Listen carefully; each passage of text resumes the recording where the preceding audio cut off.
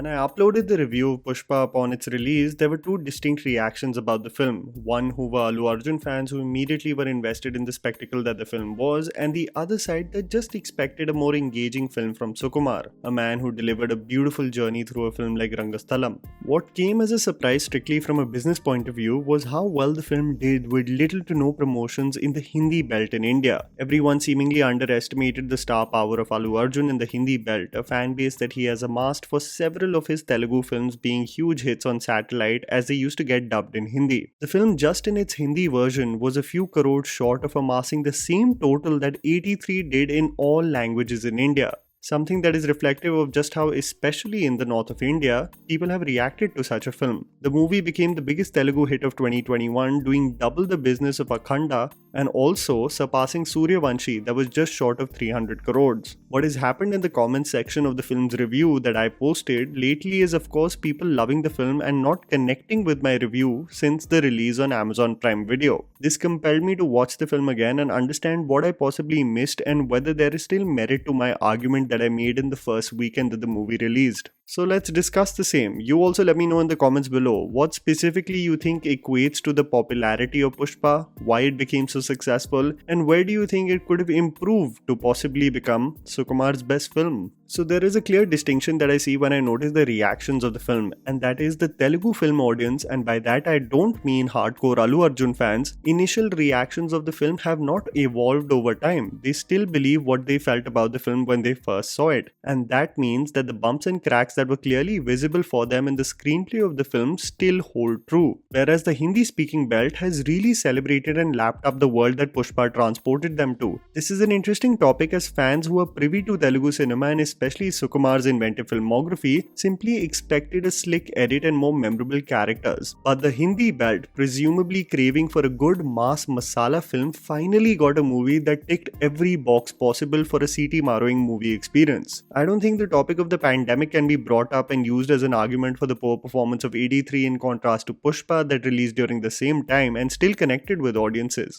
Pushpa connected so much with the audience in the B2C regions that now they are willing to experiment and dub AVPL as well and release it to see if fans resonate with another Allu Arjun film. By the way, a movie that is still the second biggest hit after Bahubali. Now let's get to the film. So one of the things that I definitely think that I did not give the film credit for is the effort that it did in world building. The title of the film is Pushpa The Rise, which is essentially going to cover the journey of the man from a young boy to why and how he became such an influential member of the Red Sandalwood Syndicate. So the 3-hour running time almost became essential for you to be completely invested in the world for part 2, and that will get into the action and duel between Allu Arjun and Fahad Fasal from the onset. The expectation should have already been that Fahad is going to be an essential component of part 2 and not this movie.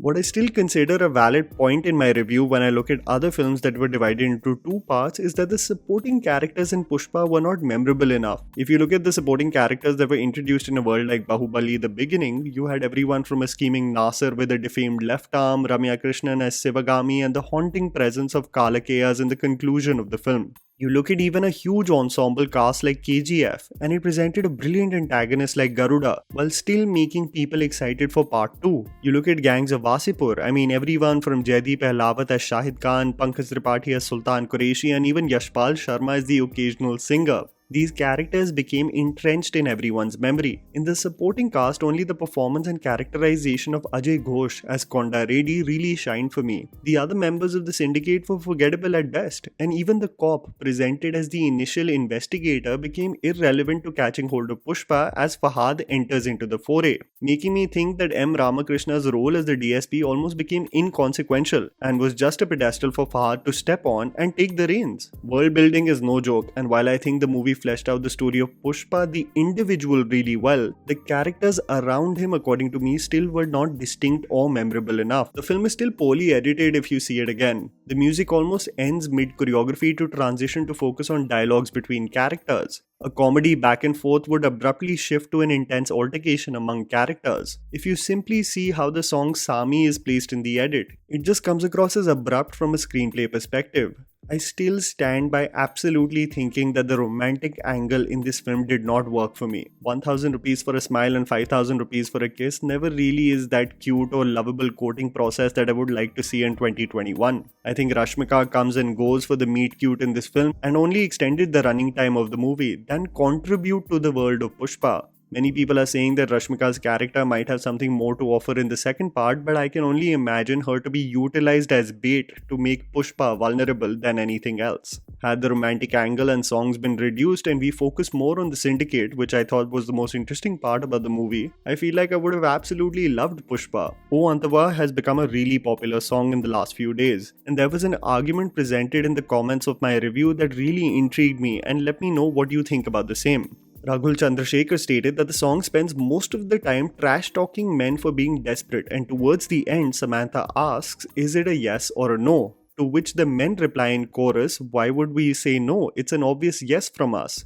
Despite all the trash talking about men, they are still shamelessly going behind her. It perfectly captures how some men are blind to everything when they see a girl in revealing clothes, just like Sam. So there is no irony there. This is simply a vehicle to comment about the problematic male gaze. The O Antava song only is an item song if you see Samantha as an item. I think there is merit to this argument, but it is a cameo appearance by Samantha that demands you to completely think from a social context and POV separate from the theme of the film. So this is why probably when I was seeing the film, my analytical mind switched off because I just saw a scantily clad woman appear and men ogle at her and assumed it was a run-of-the-mill act. I guess there is room to understand that there is more meaning to the song than just be a regular item song. There is no denying the fact that Allu Arjun gave his heart and soul to this film, completely transformed himself into becoming a rotund, eventually out-of-shape man, completely contrary to his other appearances. Credit where credit due for what he has dedicated to this film.